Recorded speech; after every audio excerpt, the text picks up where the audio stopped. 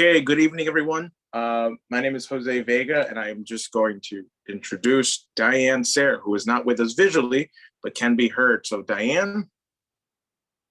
Yes, thank you very much, Jose. So this is the New York Symposium. We are in the final stretch of the outrageously ridiculous petitioning campaign to place my name on the ballot as a LaRouche independent candidate against Chuck Schumer.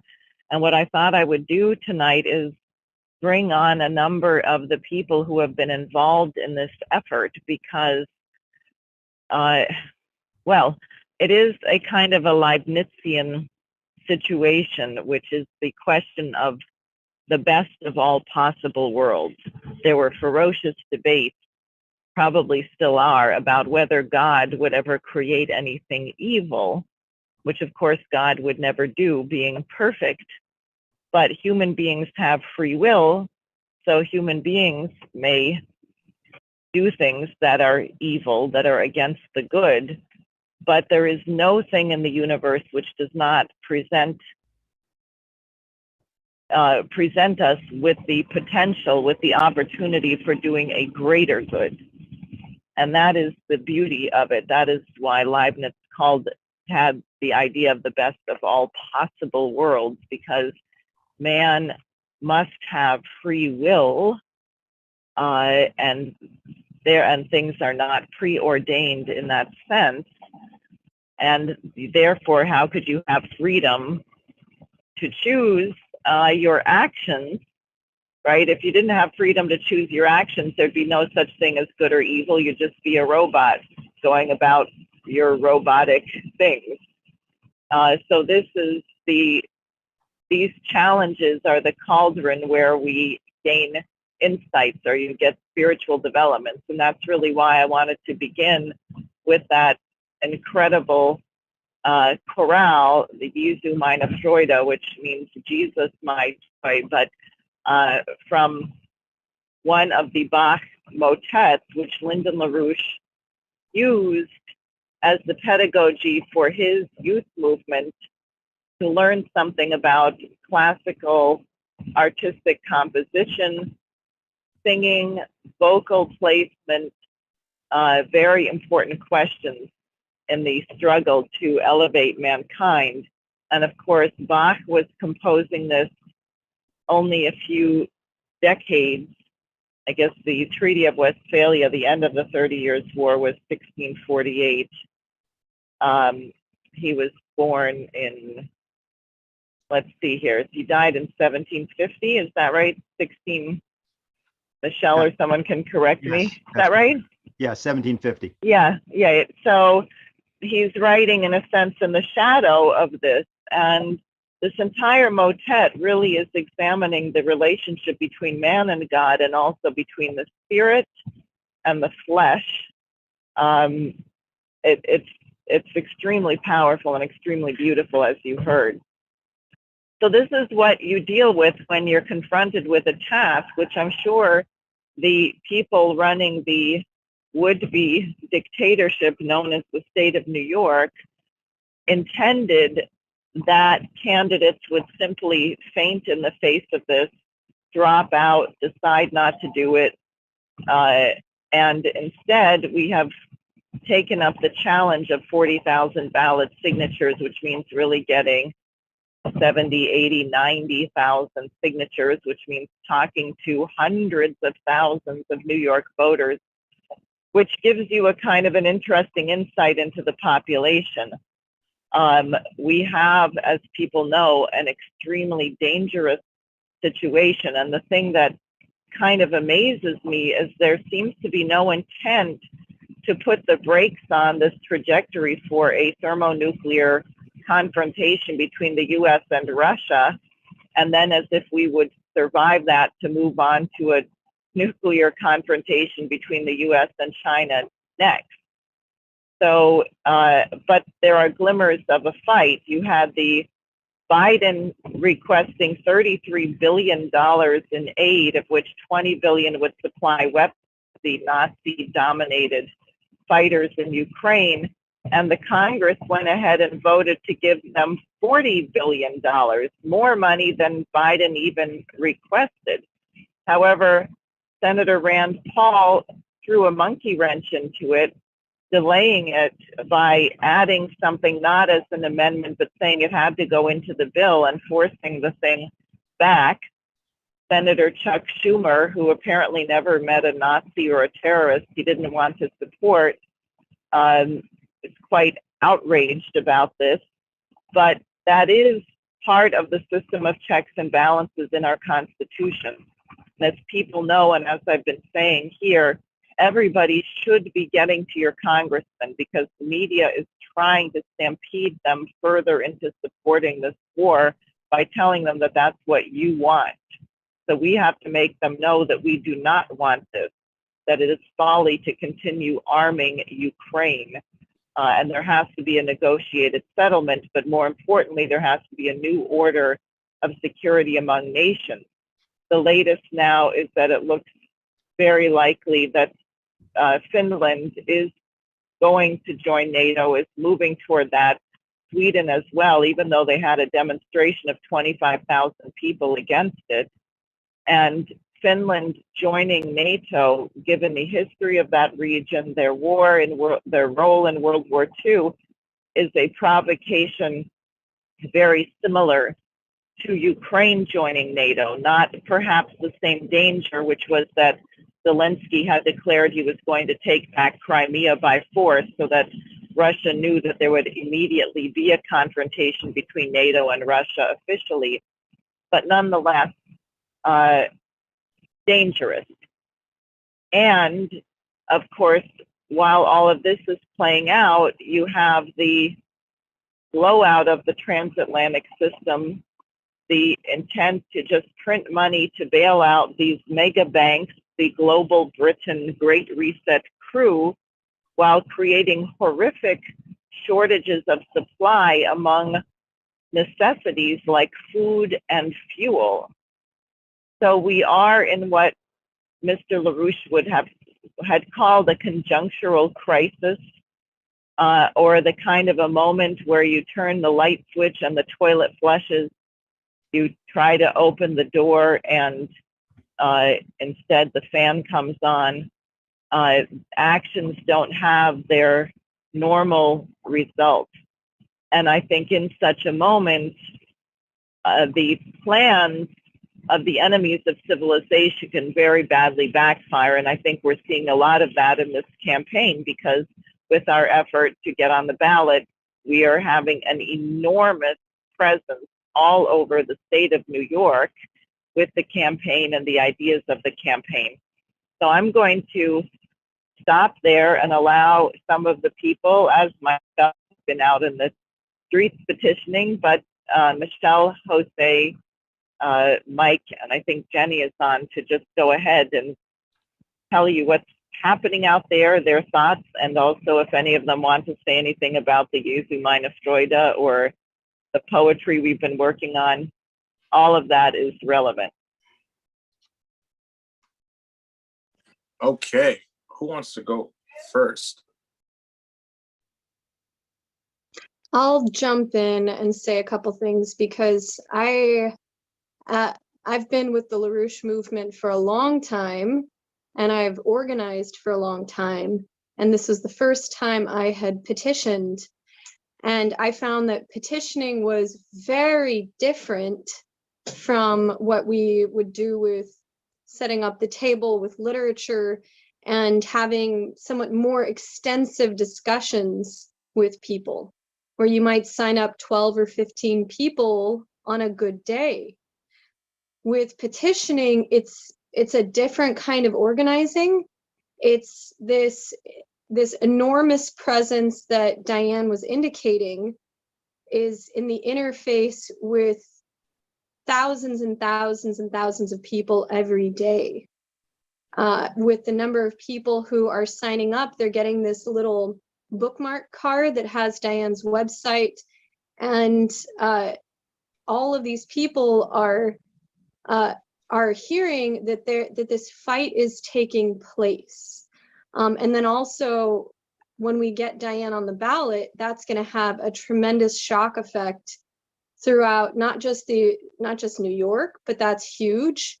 For anyone who has seen Diane's logo of the treble clef for music, for culture, this is huge. But also, as Schumer is an international figure, this is international in scope.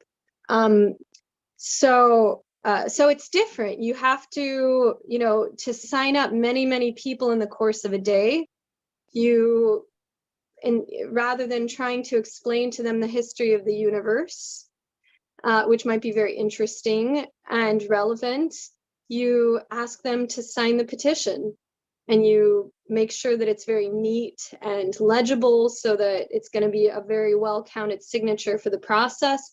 And you do this many times. And I'll just say one other, I have another thought. Maybe I'll go right to the other thought, actually, because Diane had brought up the Jesu meine Freude. Well, I'll say this. One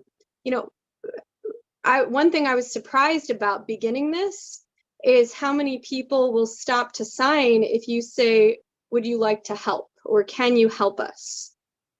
Oh, yes. People are interested in helping. I think sometimes we might not expect that, or maybe other people are lucky they live in a nice town where everyone is nice all the time. But just finding that so many people are interested in acting and being helpful. I had a funny situation a couple days ago where a woman did go bonkers crazy on me and my partner out there as we were signing people up, because Diane is an independent. She's not running as a Republican, not running as a Democrat.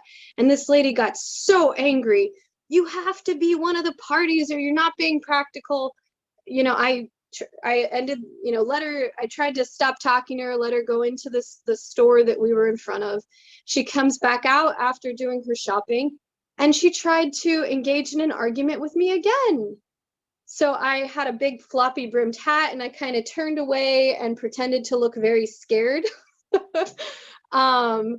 And it was like, I can't, I'm sorry, I have to talk to this other person who stopped. And I managed to turn, and she left. She pulled up with her car next to us. A few minutes later, I think it was just me, my partner, was a few steps away. So she pulls up next to her car and starts yelling at her car window about, blah, blah, you have to be a Republican. She's screaming at me from the car. And again, I shrink up, terribly frightened, under my brimmed hat, and say, I don't want to be yelled at. And she goes away. So 2 minutes later, another woman pulls up in her car next to the table. So I immediately go into I just got yelled at. She's like, I have something to say to you. Please come over here. Oh yeah, I'm going to go to this car after this woman. So I said, I just got yelled at by a woman. I don't want that to happen again. And luckily someone walks up and agrees to sign. And I say, hey, will you sign our petition? Yes. So I get a signature. I got another signature. This woman's still waiting at her car. So I walk over because, sometimes you give people the benefit of the doubt. And I didn't have anyone to sign up right at the moment. Okay, what is it that you have to say to me? And she said, I want to say that I very much support what you're doing. I'm not a US citizen, so I can't sign this petition, but I think it's so important that you're taking action and doing these things. So I just wanted to tell you how much I support what you're doing. And it was actually interesting. The following day, I was up in Westchester. This guy, I didn't even remember him from the way in. Apparently, he just told me no, but he came back out, walked up to me and said, I was rude to you on the way in. And I was like, could you remind me what you said that was so rude? I don't remember. But he said, I was rude. My wife and my mother would have been upset with me. So could you please tell me what you're doing? I told him, he signed the petition, left. And throughout that day, I'm in White Plains, New York, or I don't know, somewhere in Westchester. And more people were commiserate, saying, I'm sorry, it must be difficult. More people were commiserating with us than actually being nasty or something like that. People who've petitioned before will say, I've done this before. I see how difficult it is. I had another point actually that related to the Bach, but I've been talking for quite a while. So maybe we can go to someone else and I can bring that up and after others have been heard from. Sure. Jenny, do you want to go?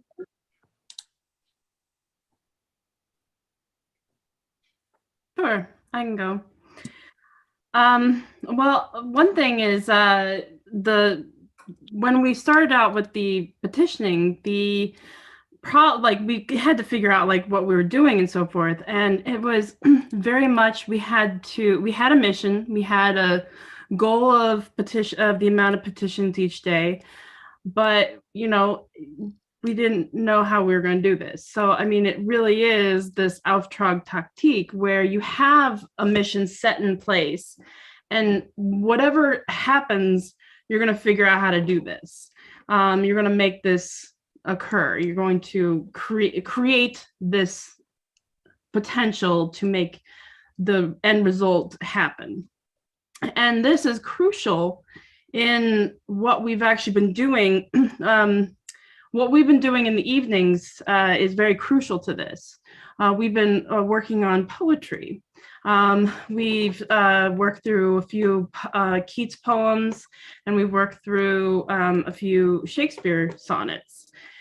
And this is really crucial because you actually, because whenever you work through a poem, yes, there are the particulars of that poem that you need to go through to understand the whole idea. And that's the same thing with the petitioning. You have all these moving parts across the state, and this is going to create a complete idea and a whole that's going to make what we have to do happen. And I mean, that's what I wanted to say. Great. Thank you, Jenny. Mike, I know you're with us too. You want to go for it? Say something? Sure. Yeah, just to pile on what Michelle said, I mean, getting support from actual citizens, the ones that know that what we're doing out there and how tough it can be. Yeah, that when you hit someone like that, I mean, the amount of love in their eyes when they're talking to you is awesome. But what has taken me aback is the amount of people that have no point of reference for what being a citizen even is. I mean,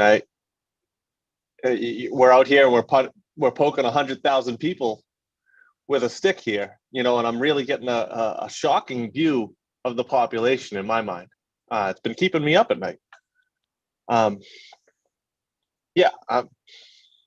If anyone doesn't know, they tripled the amount of signatures independent candidates need to get in this state. So we're really hitting this hard. And, I've been at first starting this process as a full-time petitioner, I've been waking up at night handing people a pen, right? Which is funny. But now I'm starting to wake up at night saying, this is just to place a candidate on the ballot. You can vote for whoever you'd like. And, people are terrified. I'm in disbelief with how many people have never seen a nominating petition. You can vote for whoever you'd like. It's just very, very foreign to people. The guardedness of people who don't want to put their information in. I think one of the worst things that I've heard is, that this guy expected Chuck Schumer to do his job, but he didn't want to put his address on the paper because he thought he was going to get jury duty out of it. So, I think my call here is for, we need real citizens. I mean, that's what's going to get us through this. And that's what I'm trying to bring about in myself. through this process. You know, people after the 2020 election definitely feel robbed and hunted. You know, this whole gerrymandering business. Mm-hmm. You know, it really gives me some perspective on what is going on. You know, and instead of fighting with these people, you know, this 100,000 people that I'm talking to every day, you know, instead of fighting with them, I'm starting to fight for them more and more as I gain insight into this process. It's been very, very good for me. Yeah, that's all I got. Thank you, Mike. I'll take the time now to say a few things, but these are the cards that Michelle was referring to earlier that we give people in the field. This one's actually in Spanish. We have them in two languages, English and Spanish. And Mike, I would just say to you, you know, it's crazy how people have such a very fragile view also of politics, because you realize how easy it is to kind of peek behind the veil of what they believe. So I'll give you an example. Somebody asked me, well, what is she going to do for me that Chuck Schumer hasn't done already? And I was on the corner of 125th Street and Lenox. And I said, for one, address reality. Because you take the intersection of Malcolm X Boulevard and Martin Luther King Jr. And anybody who's been there, even if they've just walked through there, there's a Whole Foods now. They've attempted to gentrify the place. It's very corporatized now. And this is where I'm petitioning. You see the conditions of benign neglect and planned shrinkage for the last 50 years. And you see the tolls and the ramifications it's had. And just to put it bluntly, there are people who are high out of their mind, just walking around slumped over everywhere. People blatantly selling drugs on the corners, right? All kinds of bad things happening on these very historic districts. Who was the senator for the last 42 years who supposedly loves New York so much and has done so much for you, that has allowed the city and the state and the country to reach this level of disparity and depravity, to reduce people to the level to make them think they're nothing better but animals? Okay, that's what Diane is here for, to make you realize that you are not an animal and that nobody deserves to live this way. That, hold on, can you give me a second? Estoy ocupado. Okay, sorry about that. I live in a household. So anyway, just to come back to my train of thought here, you know, you see the depravity and the way people live, and it is terrible. And so I was out there and I was deployed with one of our people. His name is Ilko Demav. And I just wanted to take a moment here to highlight what he's been doing every night after our deployments. Was he was building these platonic solids here. And I wanted to take a moment to highlight that, because I wanted to let people know that you can continue creative endeavors as you petition. And one of the things we also do is we recite poetry when we are in a slow period or in an off period. And Ilko is the kind of guy who will just ask people to do all sorts of things. For one, he saw this tourist who took a picture of us. This was a Swedish photographer who just happened to be walking in the Bronx. And Ilko asked him, hey, can you take a picture of us? And he did. And as you can see, this was some time ago, because obviously I still had my hair there. But yeah, it was a lot of fun. It's a lot of fun being out here. And I would just say, to bring people a level of reality that, listen, we're not just another campaign to get people on the ballot. We're here to remind people what it means to be a human being with a soul and a creative mind. And we are going to be somebody who will allow you to develop those talents to turn this historic district of Malcolm X and Martin Luther King, not just Harlem, but the city and the country and the world as a whole, to live up to its real human potential. And so that's what I have to say. And I would just ask if Dennis Speed, our co-host here, has any words he'd like to throw in the mix at this point. Can I say something before Dennis? Wait, is that okay? Yeah. Yeah. And also, I know Michelle has more in the Jung and Freud, but I just, Michelle mentioned some of these reactions, and then Mike also differently, that people have sort of lost touch with what it means to be a citizen in a republic, which perhaps so far gone.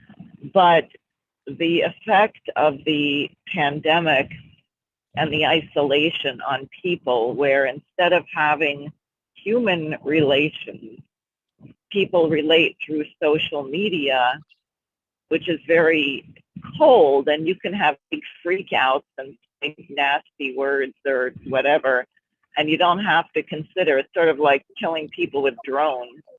You don't have to, you can keep your distance from the emotional effect, the spiritual effect that you're having on another human being.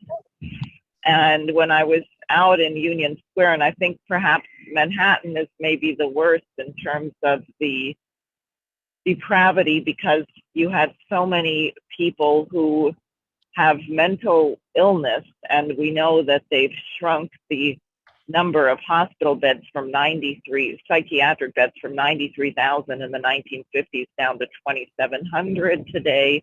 Many of these people ended up in the homeless shelters or the prisons. As part of the pandemic, they were all just dumped out in the street or sent to hotels where there were no programs. So you have a population which is kind of swimming in insanity. And I found so many people were on the edge or over the edge. Just when we had a little rally about the food crisis being caused by, it wasn't my rally, the Center for Political Innovation sponsored a rally about the food shortages being caused by the war. One man just stopped in the middle of Union Square and started screaming at the top of his lungs, "Putin is the killer, Putin is the killer." And you know, the guy obviously doesn't have a clue about anything going on there, but he has been driven to the point of insanity to stand there and do that. And that people are just on the threshold of violence against each other without even thinking that you can have a conversation with someone to perhaps gain an insight into why they think what they think. And also, I'll say, speaking as the candidate, people sometimes not only saying, "I'm so glad you're here," but just that hope, that people hope that I might do something that would change the situation that they're facing, which otherwise seems unsurvivable. I think it's just very extreme and intense, and some of the comments that have been made reminded me of my thoughts on this when I'm out there.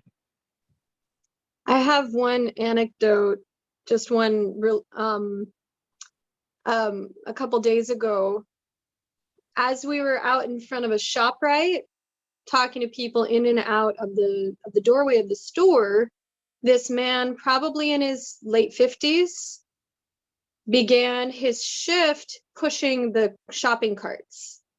And as he was passing by us, he was snarling and looking at us very, very angrily. And every time he was passing, because he was making many, many passes, pushing these carts, it was like we were bothering him. He was snapping to me that I needed to get my young associate away from the doors. And it was just like totally enraged. Then one of the times he was passing, I said, "How are you doing today?" And his face just melted. And he said, "I'm doing all right."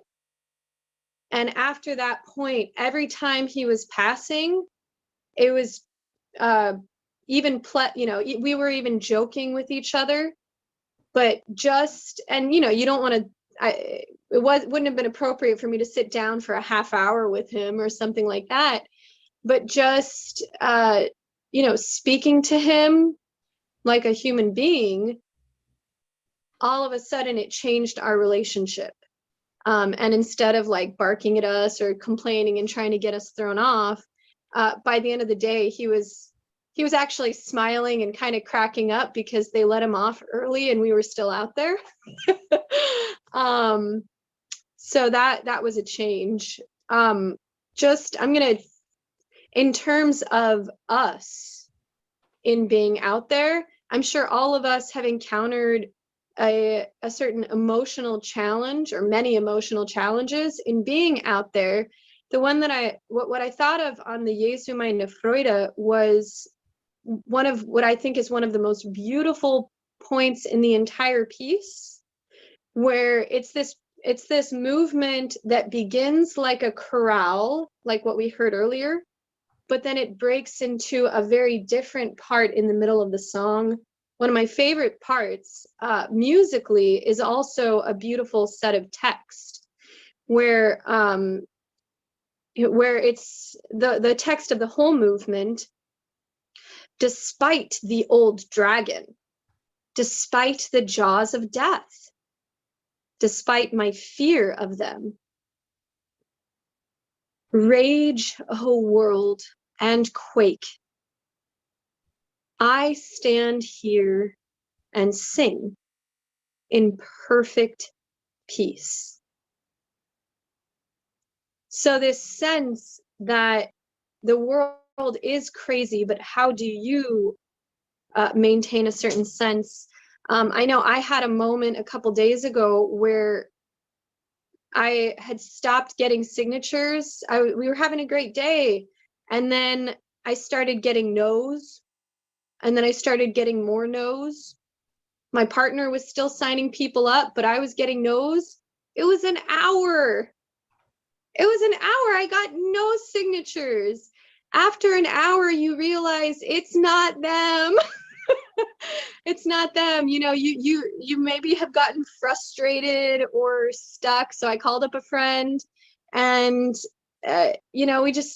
it's repetitive. You're saying the same things over and over again. So how do you shake back and get your creativity again? So in my case, I started just chatting more with the person I was with to loosen up. It might sound a little funny, but chatting about the problem of Nazis in the Ukraine in our war with Russia was a fun thing for me to talk about to loosen up. And then I started actually getting signatures again. But anyway, those things do happen.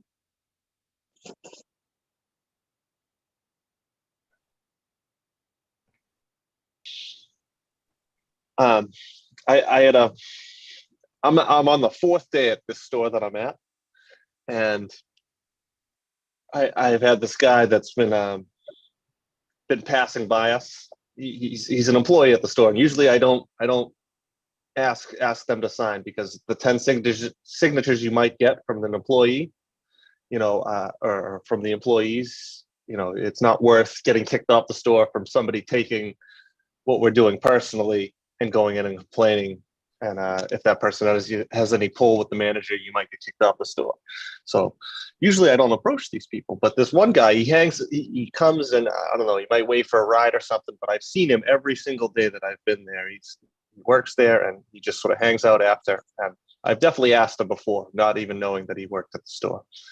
And it's the fourth day. He never signed. I just smile at the guy at this point, but he comes up to me today, and I don't know, I finally earned his trust or whatever, but he was compelled to just sign to help me out, because I've been out there consistently smiling and happy and with the public every single day. It's just a nice moment out there. Michelle reminded me of.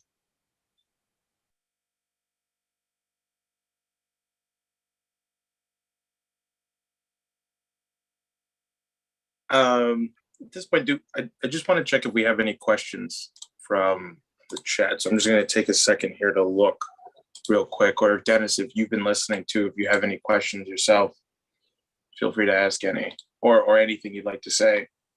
I'm just going to take a look here at the Facebook chat.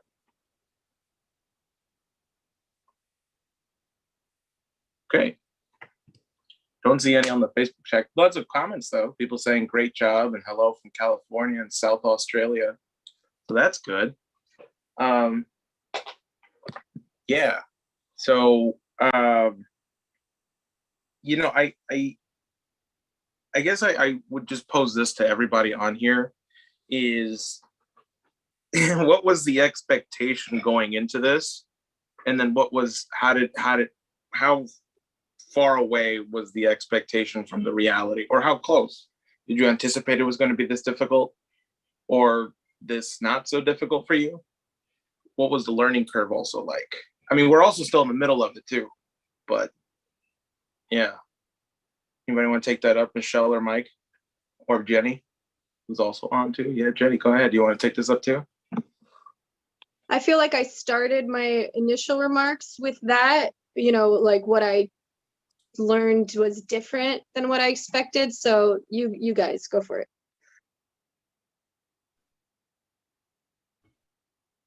Well, I'm a bit of a veteran whenever it comes to petitioning, because I've petitioned for quite a few campaigns, like the Ron Wyzura campaign out in South Dakota, for instance. That was quite an adventure. But you know, every place is different, and the one thing is you just need to have in mind that, you know, you just need to be kind and cordial and just understand that it is their right to say no, and it's their, you know, so to not let that hold you back to talk to the next person, and that, I mean, to just have fun, like what Jose was saying, that, you know, you can still be creative, you can still recite poetry, you can still sing, you can still do all kinds of stuff, and actually that might actually intrigue people to find out, okay, what are you doing? And I mean, like, for instance, Michelle's gone out with her little puppy. It's quite adorable pictures. Okay, cue the photo.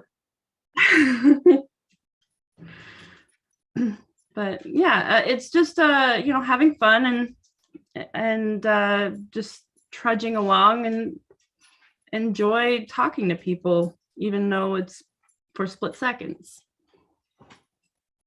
Michelle, can you tell us what's happening here in this picture? Where's the picture? Oh, well, it's up. It's up. You just have to take my word for it. The screen can definitely.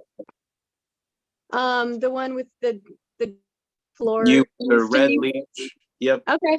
I needed to, well, my puppy couldn't be left home that day. I couldn't leave her home, but I had to petition. So she came with, and we were pet-itioning. Get it? Pet-itioning. And she knows that gray mat from her training is her place.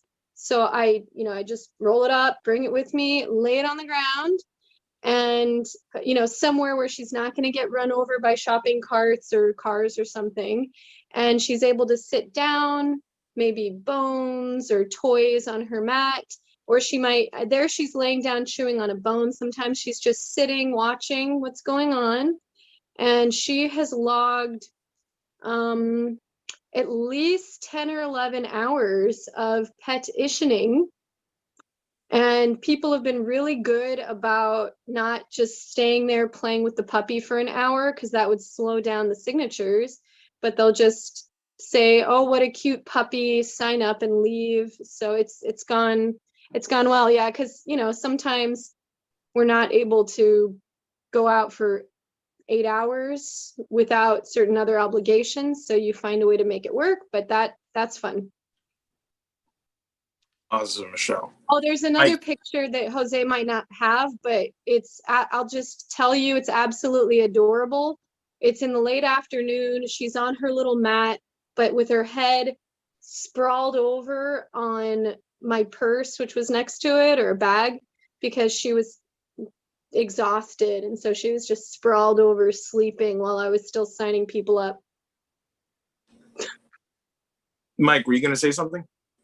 Yeah, just to answer your original question. When I first heard it, I was thinking to myself that I was right.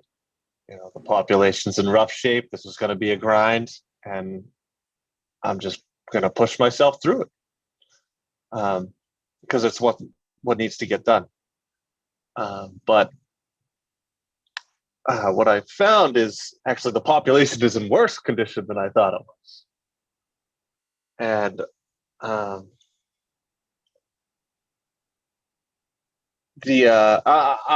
I'm a naturally lazy person.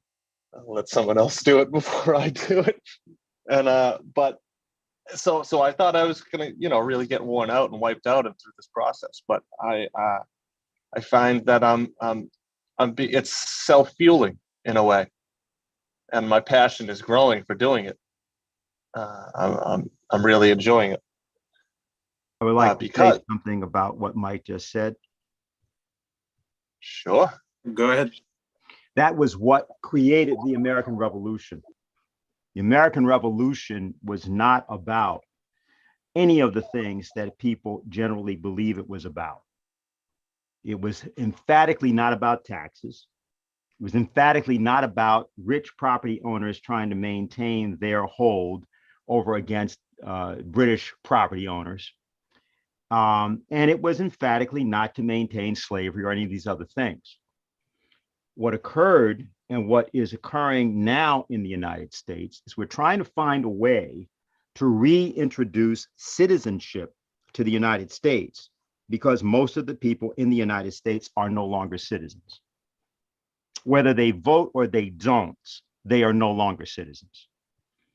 This is not entirely their fault, but it has been imposed since September 11th of 2001. And it was imposed emphatically and specifically in New York. And one of the people that has defended the imposition of this condition is Chuck Schumer. When you look at the people in the streets of Manhattan, you are seeing the morality and the effect of Chuck Schumer. The insanity, the hostility, the lack of control you see there is a pale reflection of the actual character of Wall Street. Whatever you're seeing in those streets out there, the actual people that perpetrated that circumstance are far more degenerate than anything that you see there. The soul of crime is what we have to actually extirpate from this society, not the particular petty criminals and drug pushers and thieves and so on, who've been driven to that circumstance by the destruction of the American economy over the past 40 years, from a producer economy to a consumption economy in which much of the consumption is drugs, gambling, various other forms of degeneracy, garbage eaters, which is what people have been made into. Now, in it was an essay written once by Lyndon LaRouche called "What Does Culture Do?" And he has a section in there called the Prometheus Principle in History. He says this, he says, in societies in which a relatively few hold others in the status of human cattle, the ruling strata of that society are careful to prescribe that society must not educate those we intend to condemn to the status of human cattle above their intended station in life. The implication of that is that the society committed to the notion of maintaining people in the status of human cattle, or perhaps monkeys, does not wish to advertise the existence of those mental powers which set human beings apart from and above the beasts. In European civilization since ancient Greece, this intention to hold a large number of people in the status of human cattle, is expressed systemically by what is called philosophical reductionism. And this is the opponents of the Pythagoreans. He lists a series of people. And what is happening is that we have a cultural practice that we've introduced to something called petitioning. We're bringing a culture to that, which is why we started with what we showed with the Jesu meine Freude. The fact is that the practice of the Bach chorus of Eisenach during the period of the 30 Years' War, which at one point went down to only 3 people. Bach wasn't there at the entire time, but this was the case because this was 1618 to 1648. Bach was later. He's born in 1675.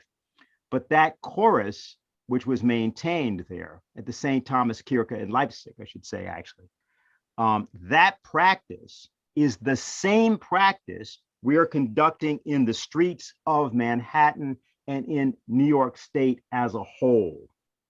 It is nothing different. We have been given a filthy instrument with which to do that, but we are making a form of music which is coming out and expressing itself in the changed relationships we are causing among ourselves to the population, ourselves to ourselves, and the population to itself. That is the only politics available, either in America or most of the transatlantic sector. It is the politics of the civil rights movement of the 1960s. And that is exactly why the civil rights movement was not a political movement. It was not led by a political leader and could never have been led by a political leader. It had to be led by a preacher who was actually a Christian, which was a distinction in the America of that time and of now. Dr. Martin Luther King actually believes in the notion of creative, nonviolent, direct action because he understood this idea of Prometheus, the Prometheus principle in history. And that is what we are implementing, nothing less than that. And this is the only way presently in America that you could convey that idea to this population at this time. To the degree that we are doing this, we may survive thermonuclear war.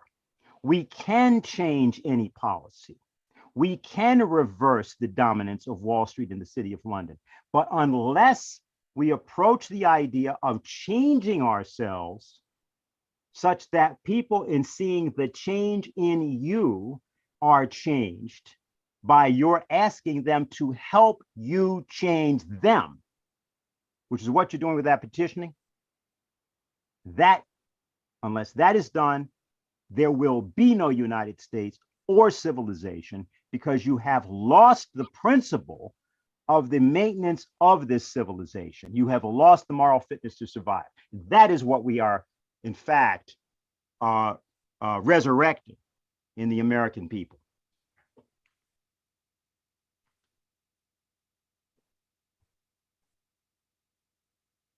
Diane, do you want to close us out? We're getting close to the time. Well said. Sure. Yeah, I think it's fine. We can wrap up. One, everybody who's listening to this, either live now or later, if you would like, if you're not in the state of New York and would like to come in and help gather signatures, we need you to come. If you're in New York, please contact the campaign at sareforsenate.com, SAREFOR Senate.com. I can post it in the chat comments. Also, the campaign needs funds. We don't need as much money as Chuck Schumer, but that would be another way that people could really support this effort.